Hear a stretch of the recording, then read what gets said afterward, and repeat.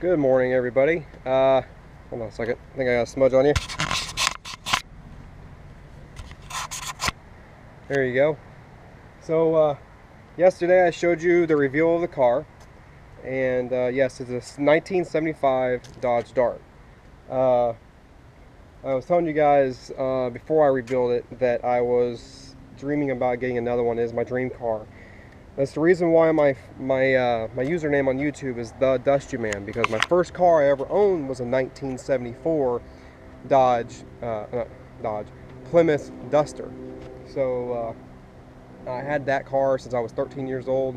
I bought it with minimum wage. I was working in a boat shop, and I worked at 2 gas stations at one time that were competitive gas stations, and they didn't like me working at both their gas stations, but it doesn't matter. I made enough money to where I fully restored the car. It was originally a baby blue car, and it was also a slant 6. I drove that in high school for 1 year, and then the next year I put it into a ditch, bit the whole front end of the car, and it was totaled. I couldn't do anything about it. My dad thinks I could have, maybe, but at that point in time I was doing street racing and stuff like that with my Dodge SRT4 that I had at the time, and I was getting in trouble with the law, and I had to pay a lot of bills to get rid of that off my record. Now I don't have any of that on my record, thank God, but I lost the car in the process, so I had to pay that off. It didn't matter what A-body I got, it just had to be in the form of the Duster, like this Dodge Sport here. As you see, the Dodge Sport Dart was the same exact body style as a Duster and a Dodge Demon. Okay. Now the difference between the Demon and the Duster and the Dart was mostly cosmetically front end work. Right here is it got the pointy nose right here. That's what indicated the Dodge Dart Sport. There was 2 different body styles of a Dart. One was just like a normal coupe with looked more like a mini Roadrunner back in the day than what this one looks like. They all had the same body on the side, and then it come back to at the rear. The tail panels were different. Now normally in the Duster, in 1974 like mine, it actually had a red light that came all the way around. Now in 70 and 71 they had slats that came across for the Duster. Now on the Demon they actually had slots like this, which indicated a Demon striking down the car for the lights. Of course there were 7 slots instead of 3 slots for like a Demon would have. But as you see here, this car, it is pretty rough on some people's standards. But it's not for me. My Duster was actually a lot worse shape than this car was when I first got it. My Duster actually had rust that came all the way up here, and it was gone. Okay, and this one, yeah, I can see someone's done a lot of Bondo right here, probably to cover up probably a lot of the rust that's in here. So what I'll have to do is I have to take all this off, at least take off all the Bondo right across here, and spray some rust, rust converter to change that right there, to stop it right there in its tracks so it doesn't go, any higher up here. So we'll go from there. As you see, the wheels are pretty much shot, and what I'm going to do is find a junkyard somewhere and find another set of wheels for it, most likely stock ones like this one for right now, because I've already ordered the tires for it. So, and they're going to be showing up around the 15th.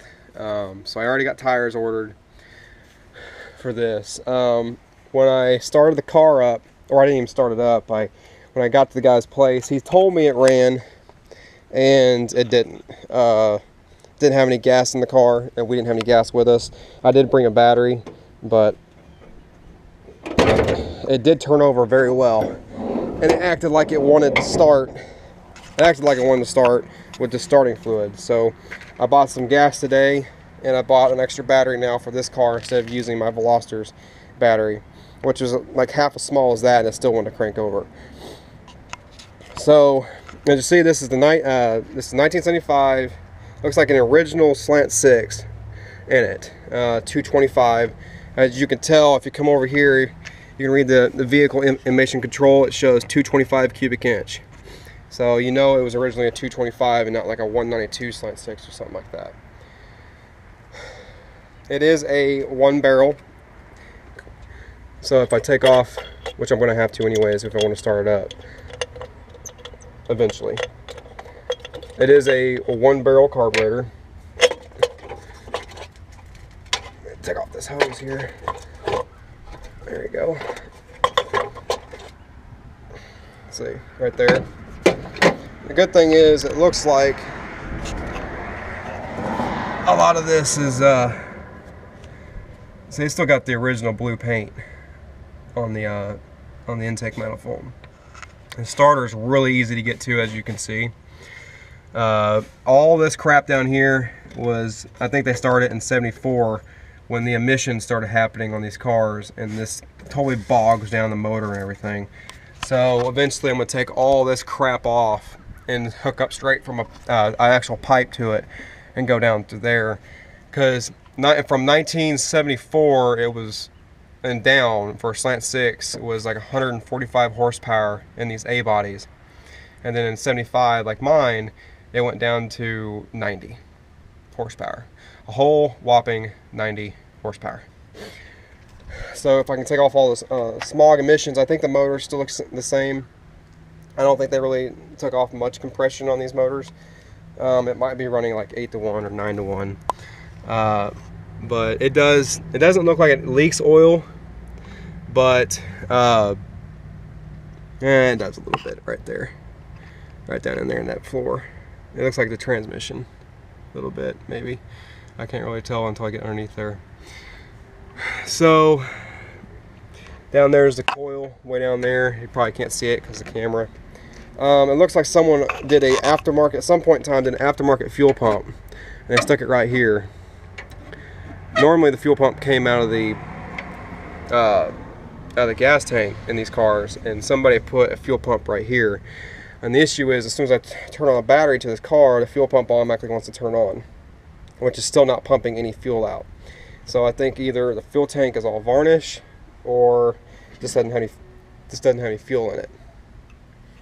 So that is the motor.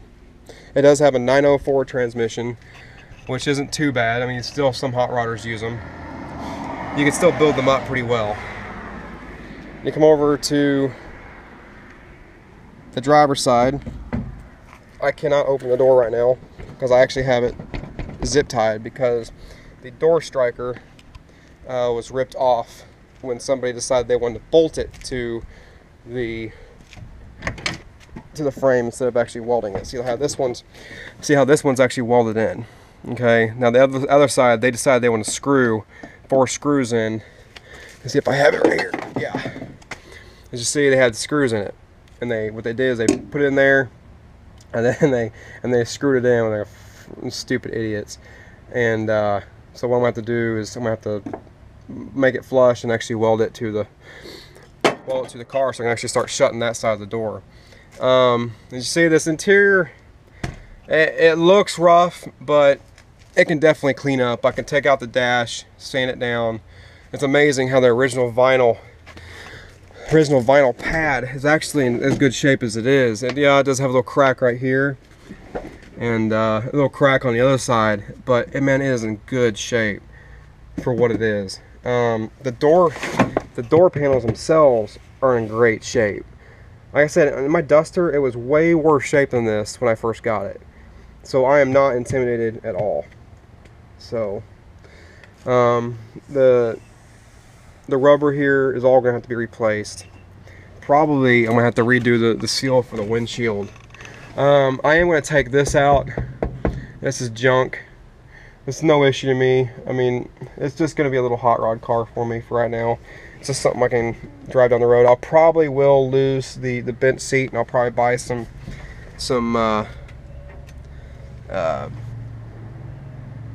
buckets for it. Just have a little more room in it. So the first thing I had to do, the guy decided he was going to disconnect the drive shaft to the car.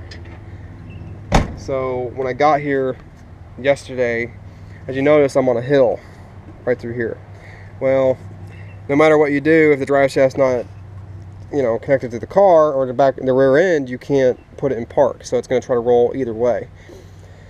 So what I had to do was get down underneath the car, and I had to put on the old bearing that he decided he wanted to take out, and put it back on the drive shaft, as you see right there, just to get it connected and park it. For right now, I will replace it. I do already have the replacement in the car to replace the new bearing and the new U-joint. So I had to get that done yesterday already. And the one thing you want to make sure, I know a lot of people probably don't like looking at cars like this because, you know, they all rather have their Hondas or stuff like that. Like I have my Veloster, and it's going to be my daily driver. So you go underneath the car, and the first thing you do is you check the frame. And that's the first thing I did when I got here. And the frame just has surface rust. It's in really, really good shape. It's a lot better than some other A-bodies I was looking at in the past. And man, they were rotted out like hell. And this one looks pretty good shape for me. It's got a little 7 1/4 rear end in it, not an 8 3/4 that, you know, it's all sought after in the Mopar world. Some guy put air shocks on these cars, on this car. I don't know when, but man, he did a total custom job. He had it all wrapped around here, and there's a little the little valve for it right there. They put the air right in. Somebody put some work into it. The air shocks don't look that old, so I'm thinking this car has driven in the last at least 10 years. Which kind of scares me with all the ethanol that's in cars now, and gas and stuff. But don't look at the cosmetic work on this car at this moment in time. I'm not too worried about it. I'm just going to get the car up and running, and I want to drive it Joe Dirt style. So maybe even wear a mullet while I'm driving it. You never know. So that's pretty much what you guys need to see on the car so far. In the next day or two, I'm going to try to get the car started, and I'm going to try to make a video of it actually doing its first start with me having it. So I do have to fix the ignition key. It's stuck in place, so I have to figure out how to get that loosened up so I can actually ignition key it instead of having to jump it. So other than that, like I said, I'm waiting on tires to show up. I'm going to look for some new wheels, at least some better wheels than these, and get the car off the ground. I know the landlord's not going to like looking at this car when he actually sees it for the first time, so I'm definitely going to have to get that taken care of. But I do have the replacement. I know you guys saw the front of the car, the replacement, the grill's right there. I just got to reinstall it, which I probably will do today. So I mean, just see it's all emptied out right there. So, but my first thing is to get this car started.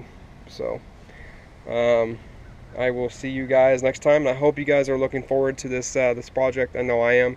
Like I said, this is my dream car.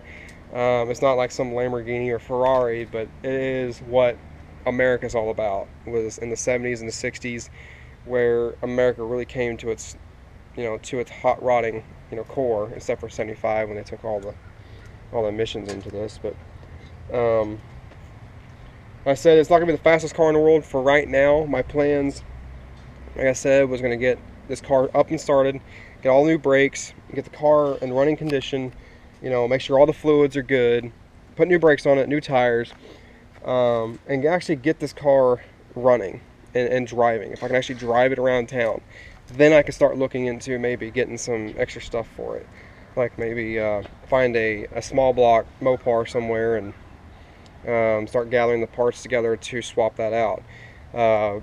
Eventually I think I do want to go a V8, or I can do what a lot of hot rodders do when they don't have a lot of money, is just put some boost into it. You can buy a turbo, you can buy just any kind of turbo you want and just make your own kit, or you can buy a kit for a M90 supercharger, which were superchargers that were back in like the 90s when the Grand Prix and the GTP, you know, Pontiacs that they had back then. You can actually put the M90 supercharger on them. You can put about 6 psi into it. And the funny thing is, on these motors, they almost act like a diesel. it'll gain way more torque with boost on these motors than say a V8 would. Way more. It's like, for instance, for like a 1970 slant six with a just turbo setup. Say the stock horsepower was 145 at the crank. Okay, with 10 pounds of boost on the slant six on a turbo, it would put out about 280, 290 at the wheels, and then like 400 and like something foot-pounds of torque. It gained way more torque than horsepower. So these things do very well in modding wise, like a diesel does. So I might want to keep the slant six. The only thing is you won't get the nice little rumble unless I put a cam in it or something like that. So, but that's way down the road. If I want to go that route, I definitely have to get a garage for something like that, because I'm pretty sure the landlord will not like a motor stripped around all over the floor and the concrete and stuff like that. So anywho, that's my plans for the car, and I hope you guys would like to watch this. I'm looking forward to it. So I'll see you guys next time.